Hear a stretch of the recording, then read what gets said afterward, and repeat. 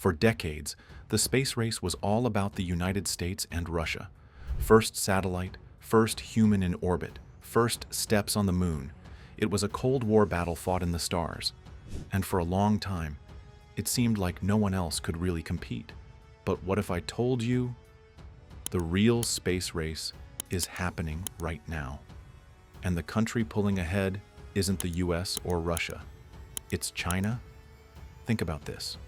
NASA and its partners spent decades building the International Space Station, a project that took over 10 years to complete. China? They built their own space station, Tiangong, in just 18 months. And it's not just a copy, it's more modern, more advanced, and built for expansion. And here's the crazy part. China wasn't even allowed to be part of the ISS. The US actually banned them from joining back in 2011.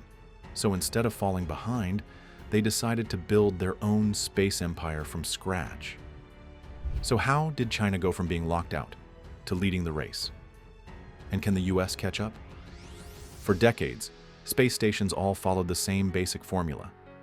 A series of connected metal tubes floating in space, packed with wires, buttons, and equipment sticking out from every surface.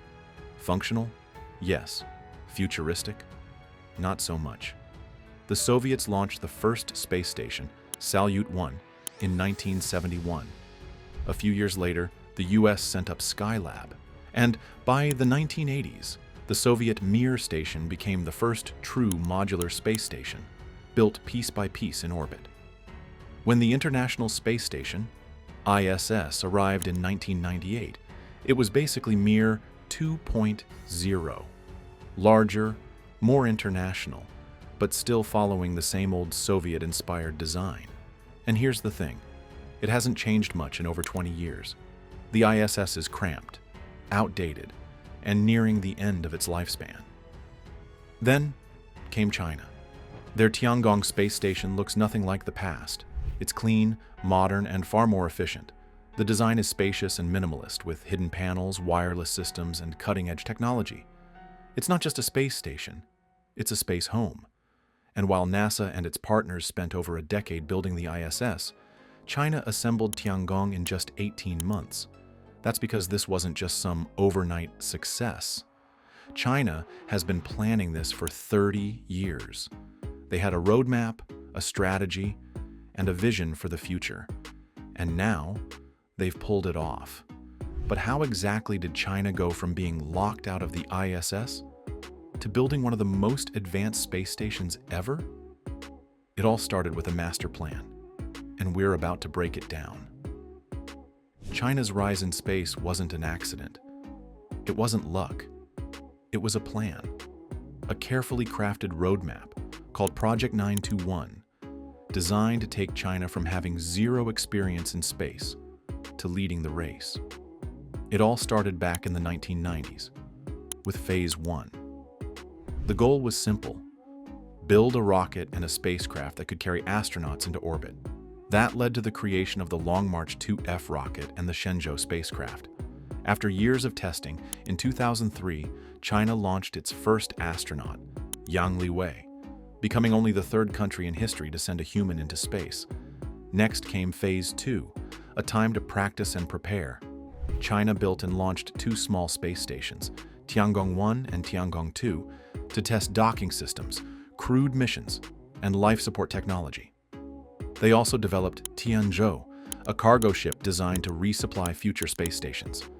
By the time this phase ended, China had all the skills they needed to build a permanent outpost in orbit. Then came Phase 3, the big one.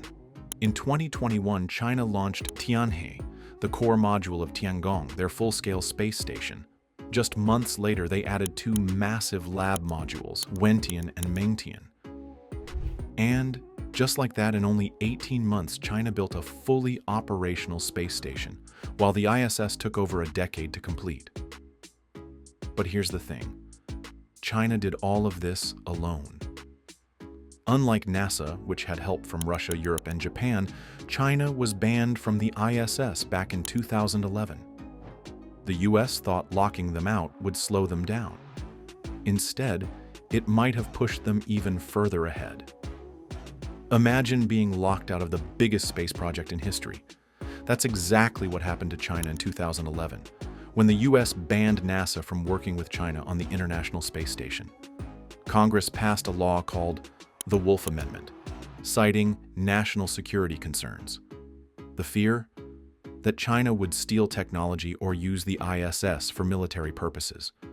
So, China wasn't just kept off the station. They weren't even allowed to visit. For most countries, that would have been a massive setback. Space is expensive. It's difficult. The ISS exists because over a dozen countries came together to share the cost and expertise. No single nation could build something like that alone, right? China saw it differently. Instead of begging to join the ISS, they built their own station.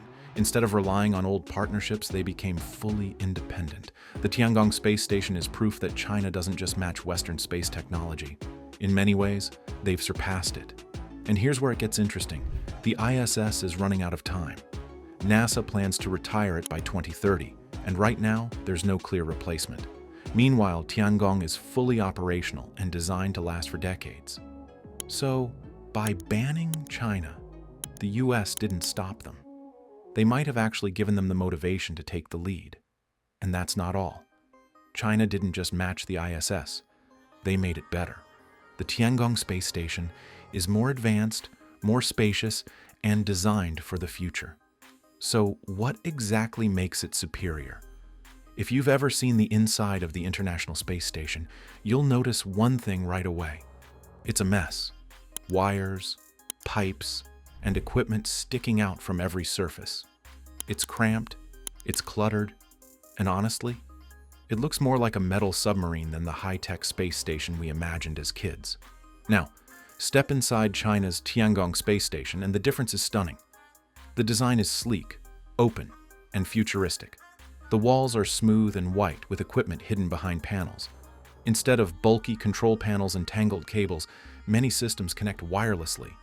It's not just a space station, it's a space home. But it's not just about looks. Tiangong is smarter, more efficient, and designed for long-term use. Here's why. First, it's bigger and more spacious than the ISS. The core module of Tiangong, called Tianhe, is twice as long as the main modules of the ISS. That means astronauts have more room to move, live, and work. Second, it's more advanced. While the ISS has thousands of tangled cables running everywhere, Tiangong operates mostly wirelessly. The technology is built into the walls, making it more efficient and organized. Third, the power system is smarter. Tiangong uses huge, high-efficiency solar panels that automatically rotate to follow the sun. That means more power, less waste, and better long-term sustainability. And finally, Tiangong is designed to grow. The ISS is at full capacity, but Tiangong was built with expansion in mind. China has already announced plans to double its size, adding 3 more modules in the future. Oh, and here's something NASA never had: a serviceable space telescope. China is developing a Hubble-class telescope that will orbit near Tiangong. When it needs repairs, it can dock with the station, and astronauts can fix it on site, something that was never possible with Hubble or James Webb. So while the ISS ages toward retirement, Tiangong is just getting started. But this station is only one piece of the puzzle. China's space program is bigger than low Earth orbit. Their next goal? The moon and beyond. A space station is only as good as the spacecraft that support it. And China? They've built some of the most advanced space vehicles in the world. First, there's Tianzhou, the cargo ship that keeps Tiangong supplied with food, fuel, and equipment. It's fast, powerful, and can carry over 6 tons of cargo in a single trip.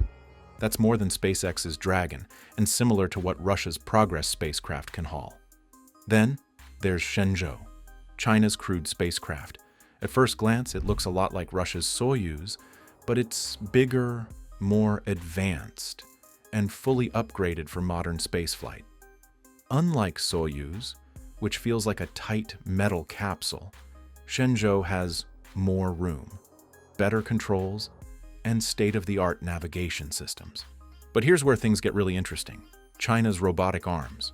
The Tiangong space station is equipped with not one, but two robotic arms. The first is 10 meters long, similar to the Canadarm2 on the ISS. It can move heavy equipment, assist astronauts on spacewalks, and even relocate entire spacecraft. But the second robotic arm? This is where China took things to the next level. It's smaller, just 5 meters long, but it has a unique ability. Instead of being locked in place, it can crawl around the station, grabbing onto different points and moving itself like a robotic caterpillar. This means it can reach almost any area of the station without needing a human to reposition it. And here's where things get really clever. These two robotic arms can actually connect together to form one giant 15-meter-long arm. This gives them the same range and capability as NASA's Canadarm2, but with even more flexibility. China isn't just copying space technology. They're improving it, simplifying it, making it smarter. And they're doing all of this for one reason: to prepare for their next mission. Because Tiangong is just the beginning. China's real goal? The moon. Tiangong is just step one. China's real ambition lies far beyond Earth's orbit. Their next goal? Building a permanent human base on the moon. NASA has been talking about going back to the moon for years with its Artemis program.